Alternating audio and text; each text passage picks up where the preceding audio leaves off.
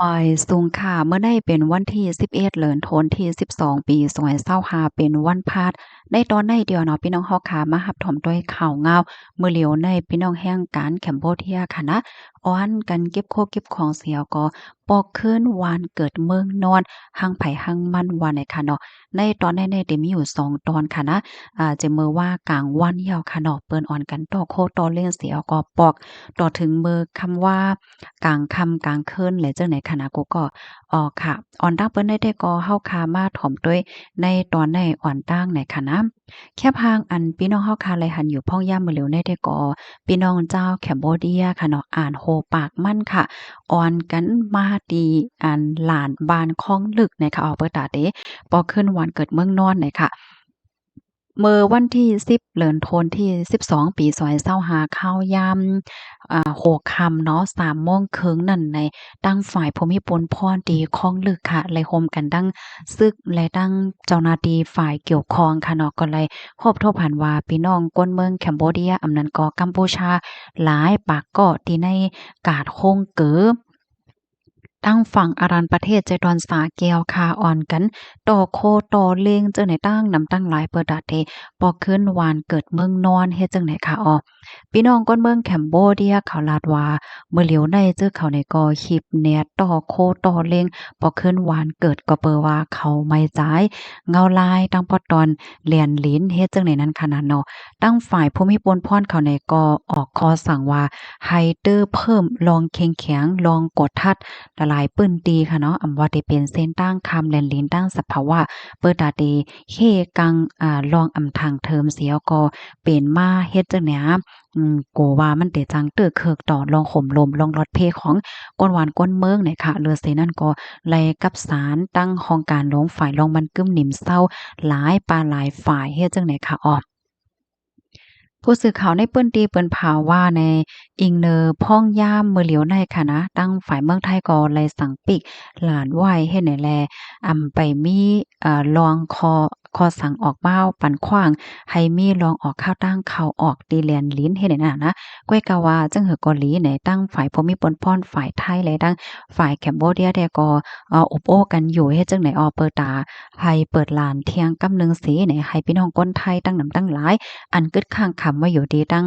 ฝั่งเมืองแคมโบเดียนั่นจางปอกขึ้นวันเกิดเมืองนอน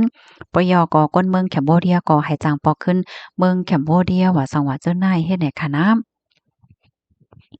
มื้อเหลียวในก็มีคนไทยอ่านหอปากก็มันเหมือนกันนะอันมีไว้อยู่ดี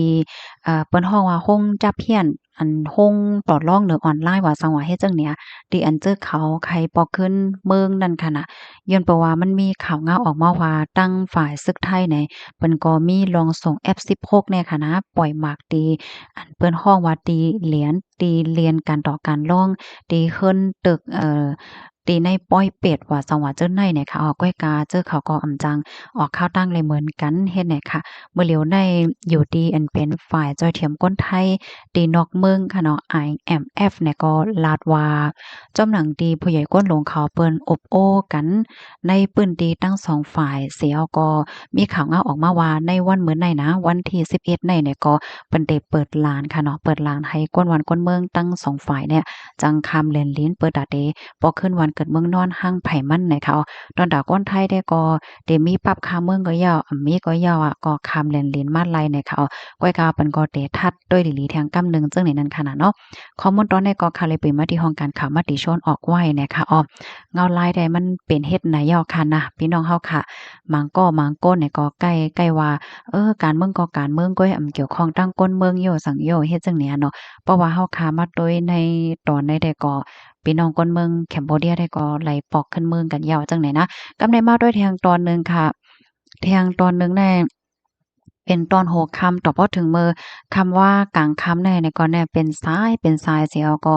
ปอกกันอยู่ติ๊กๆเฮ็ดจังไหนอ้อทางอันพี่น้องค่ะไลหันอยู่เมื่อเร็วในค่ะนะก็เป็นทางพี่น้องคนเมืองแคมโบเดียเนี่ยค่ะอ่อนกันต่อโคต่อเลงตั้งนำตั้งหลายแหวก็กว่าตั้งปอตอนแดนลิ้นเปิดดาเดปอกคำ เมืองเกิดเฮ็ดจั่งเนี่ยตั้งแต่ข้าวยาม โหค่ำเนาะ4โมงปลายจังได๋ในก้นเมืองแคมโบเดียอ่านโหปากมันค่ะเอาตั้งเสื้อผ้าเสื้อโคเครื่องใจโคตื้อ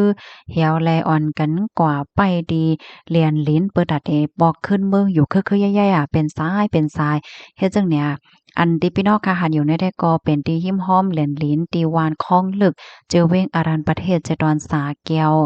เฮ็ดไหนอ้อมเจอเขาได้ก็มีเยื่องอ่านเดี๋ยวพอขึ้นวันเกิดเมืองนอนนะคะฝ่ายหนึ่งก็มือเหลียวในเปิ้นก็ใจเปิงคึกคักเฮ็ดจั่งเนี่ยก็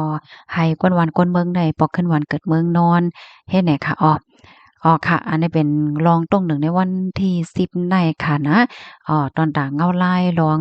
เข็งแข็งตั้งป้อตอนแลนลิ้นในเป็นหือเป็นหาพองในกอมเดี๋ยวเอามาเปิ้นแผ่เป็นพี่น้องค่ะแทงกำนึงเนี่ยค่ะเนาะในตอนได้ก็เอามาเปิ้นแผ่ปันเกี่ยวกับได้ลองว่ากวนเมืองแคมโบเดียอ่อนกันต่อโคต่อเลงเสียวก็ปอขึ้นวานขึ้นเมืองตัวเก่าห้างไผห้างมันเนี่ยค่ะเนาะสำว่าเป็นซ้ายลงไว้เฮ็ดจั่งใดเนี่ยค่ะลองในก็มันก็ปั่นตอนสอนอยู่ละหลายตอนค่ะนะเมื่อว่าในก้วยหนังเก่าค่ะเนาะอันเป็นก้นเลนแฮ้งค่ะนะก้นเลนแฮ้งนักกีฬาของแคมโบเดียเขานั่นเขาก็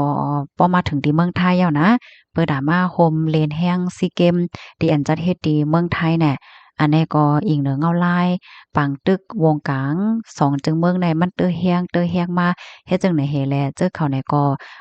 ถอนโตเสียเอาแลปอกขึ้นเมืองกันยาวเฮ็ดแหน่พ่อแม่ตั้งเฮิรนก็ไม่ใจกามากลมจังปอกขึ้นเฮิรนว่าสังว่าเฮ็ดแหน่เนาะเงาลายในแดมันได้สืบเป็นจังหือกว่าแทงในเฮาค่ะก็ไปด้วยกว่าในเขาพอเฮามาด้วยข่าวอันนี้ก็มันก็เลยตอนสวนบันตอนดาแห้งการค่ะเนาะตอนดาแห้งการแคมโบเดียที่อันเปิ้นมีเฮิรนมีเยไว้แท้มันก็มีหยาบหังค่ะเนาะก็เอาตั้งโคตรตั้งเลี้ยงเหี่ยวก็ปอกขึ้นตีวันเกิดเมืองนอนปอกเมื่ออยู่เฮิรนเฮ็ดเนี่ยตอนดาก้นมีเฮิรนนำติหือนั่นพี่น้องเฮา อันนี้วนจอมป่อมปองค่ะเนาะมีเฮิรนมีเย่เดี๋ยวเมื่ออยู่ดีหลายเนาะแล้วก็ป้อมมีเงินแทงเหเนี่ยมันก็อยากนั่นค่ะน่ะมันก็ว่าเมื่ออยู่ดีโฮงเซาก้นปลายเพอันเปิ้นหางเฮียนไว้ปันมันก็ไหลโจแก้บก้อยนั่นค่ะน่ะเนาะเพราะว่าเป็นข้าวยาวโหปีโหเลินมันแต่ก็มันก็มีรองงายโหลมให้ในนั้นน่ะเนาะค่ะยินจุ๊บก็ดีรับถอมปันแห้งค่ะเนาะย้อนให้อยู่เลยกินหวานในรถเพ่กันค่ะแค่บางตอนได้ก็ค่ะเลยปึงเอียวมาดีเพจ PPTV HD 36ต่างไว้ในค่ะเหมยทรงค่ะ